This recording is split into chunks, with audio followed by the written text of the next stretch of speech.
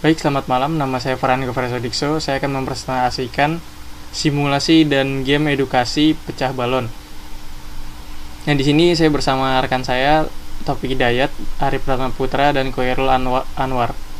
Dan saya akan menjelaskan sedikit tentang game edukasi. Game edukasi itu merupakan permainan yang dikemas untuk merangsang daya pikir termasuk meningkatkan konsentrasi dan memecahkan masalah.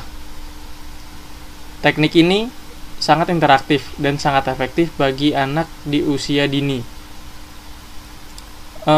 Game ini juga membuat anak-anak di usia dini itu memiliki rasa ingin tahu yang tinggi terhadap sesuatu yang berada di lingkungan sekitarnya.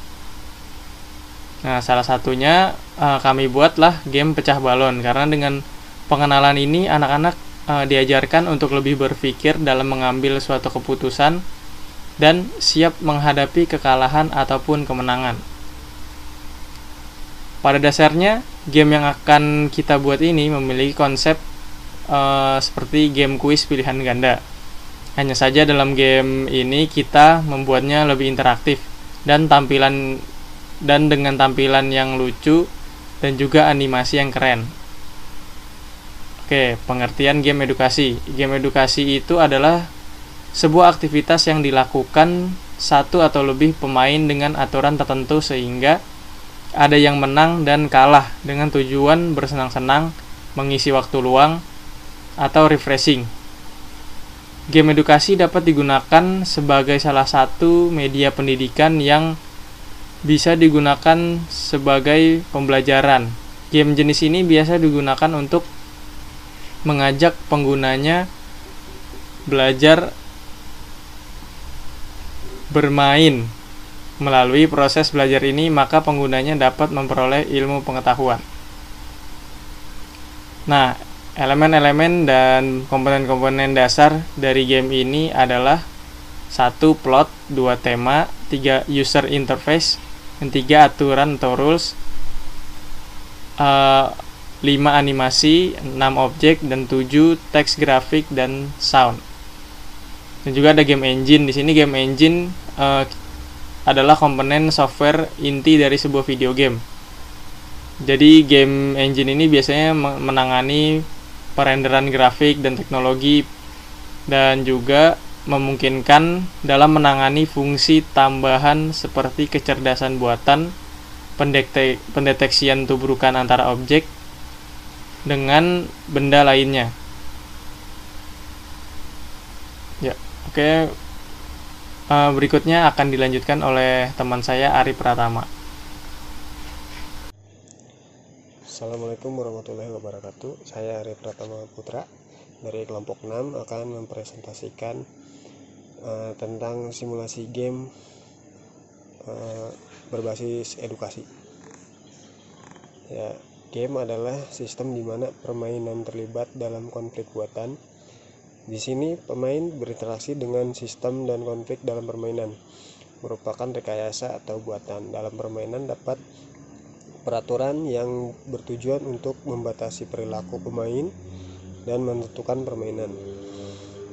Game bertujuan untuk menghibur. Biasanya game banyak disukai oleh anak-anak hingga orang dewasa. Game sebenarnya penting untuk perkembangan otak, untuk meningkatkan konsentrasi dan melatih untuk memecahkan masalah dengan tepat dan cepat. Karena dalam game terdapat berbagai konflik atau masalah yang menuntut kita untuk menyelesaikan dengan cepat dan tepat. Edukasi adalah sebuah proses pembelajaran yang didapat oleh setiap manusia. Di dalam hal ini adalah peserta didik tujuannya untuk membuat peserta didik itu paham, mengerti, serta mampu berpikir lebih kritis. Pendidikan dapat dirumuskan sebagai tuntutan pertumbuhan manusia sejak lahir hingga tercapai kedewasaan jasmani dan rohani. Dalam interaksi alam dan lingkungan masyarakatnya, pendidikan merupakan proses yang terus-menerus dan tidak terhenti. Pendidikan dapat didapat secara formal maupun non-formal. Pendidikan formal diperoleh dari suatu pembelajaran yang terstruktur yang telah dirancang oleh suatu institusi, sedangkan Pendidikan non-formal adalah pengetahuan yang didapat dari manusia dalam kehidupan sehari-hari yang dialami atau yang dipelajari dari orang lain. Sedangkan game edukatif adalah suatu jenis media yang digunakan untuk memberikan pengajaran, menambah pengetahuan penggunanya melalui suatu media unik dan menarik. Jenis ini biasanya bertujuan untuk anak-anak, maka permainan warna sangat diperlukan di sini, bukan tingkat kesulitan yang dipentingkan. Contohnya seperti game simulasi, musikal, dan puzzle. Terima kasih. Assalamualaikum warahmatullahi wabarakatuh. Saya Khair Anwar akan melanjutkan tugas presentasi simulasi game pecah balon yang dilanjutkan di slide 9. Di sini kita melakukan kategorinya adalah kelemahan dan kelebihan games edukasi.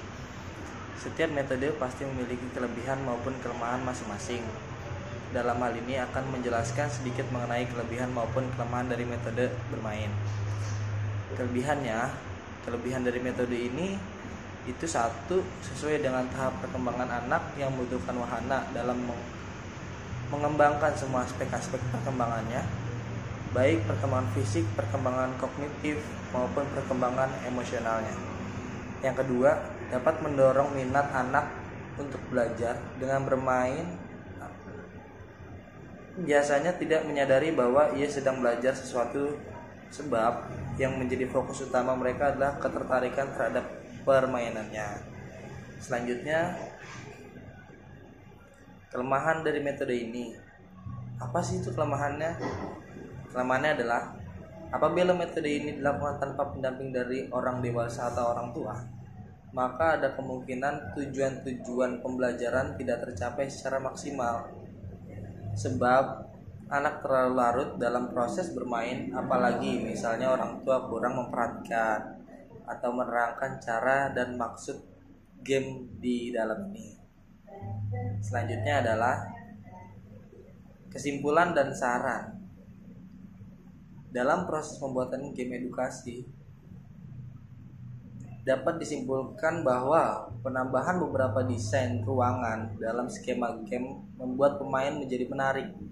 Alur yang baik dapat mempengaruhi keberhasilan tujuan pembuatan game, utamanya game edukasi. Program game edukasi dapat membantu dalam pembelajaran pengguna dalam mengubah cara belajar konvensional menjadi cara belajar simulasi dengan dengan media game dan memudahkan pengguna dalam mengenal simbol, berhitung, mencocokkan gambar, dan menyusun kata acak.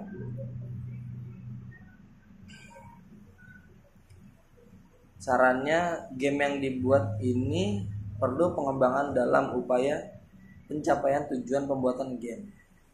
Beberapa yang perlu dilakukan atau ditambahkan yaitu penambahan pemain sehingga pemain tidak merasa sendiri dalam permainan. Ya udah, sekian dari saya dan kelompok saya. Saya ucapkan terima kasih. Assalamualaikum warahmatullahi wabarakatuh.